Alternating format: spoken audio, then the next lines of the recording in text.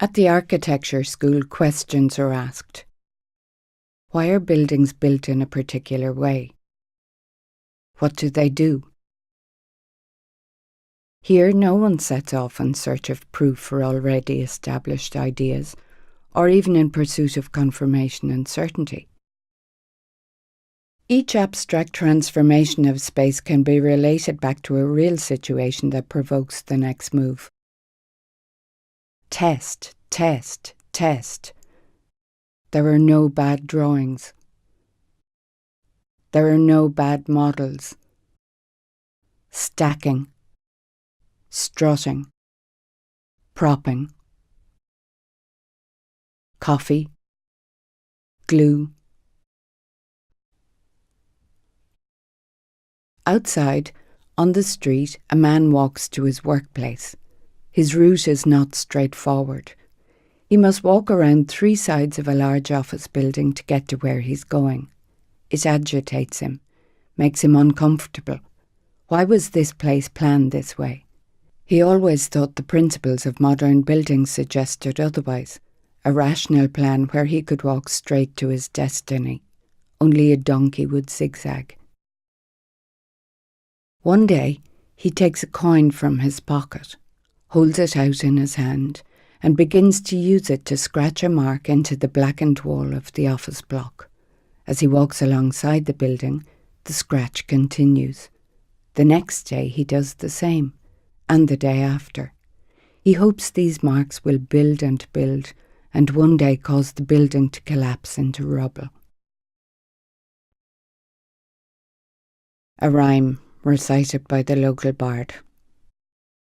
Knockanure both mean and poor, a church without a steeple, bitches and whores hanging out of half doors, criticising decent people. The casual misogyny spoken here might stem from a nervous male dominance of the region.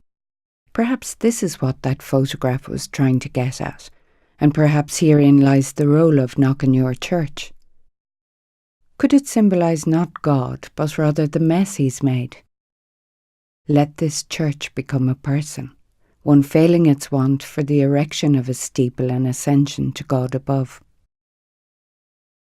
On top of the hill in the countryside, hearing of him who made the earth but not recollecting from exactly where. Seeing a dead body laid out, was afeared at first, but had heard of another world and wouldn't mind being there, for things were often queer here. Such as, maybe, a steeple, castrated by design.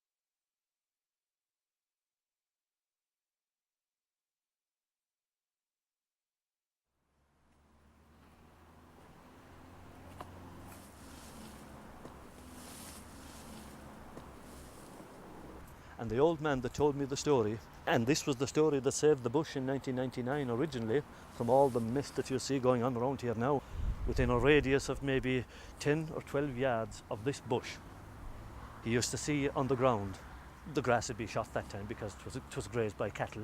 He used to see on the ground these lumps of stuff, as he called it, like liver.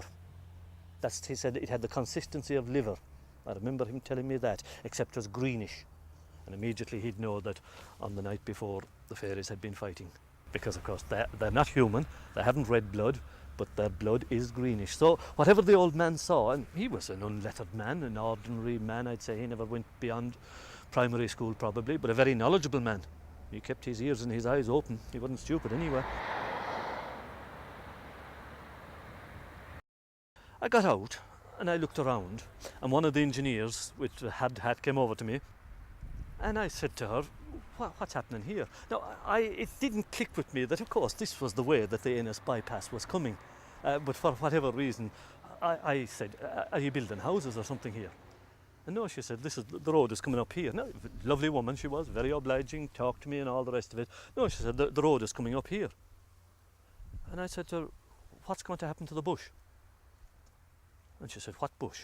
I pointed it out to her. Look, there it is below there. We were up there at the time, above at the crossroads. And, she was very sympathetic, but you could see that the road was going to go ahead because they knew nothing about any bush. And for them, a bush is a bush. And I wrote into the Clare Champion, and then I contacted Clare FM, and Pat Kenny's show picked it up, and then the New York Times reporter in Dublin picked it up from the Pat Kenny show, and he came down here. I remember him well. Jim Clarity was his name. He was a big stout man, but he came down and he took notes and he took photos of the bush. His photographer was with him and all that, but I knew very well he didn't believe me. Because of course he came for, a Paddy Leprechaun story, a quaint Irish story that you could have, for the Irish readership of the New York Times. But I told him, look, I'm only telling you what the old man above here told me. They put the road around it. Not around it. In fairness, they just landscaped it into the side of the road as you see there.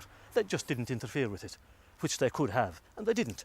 Now, here we are, 7 years later, and look where we are.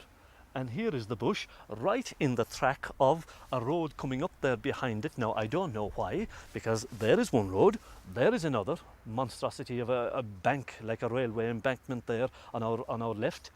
And here is the bush, but behind it is what looks to me like a road being cut right up. And here it is, look at the tracks coming right outside the palisade. What are they going doing?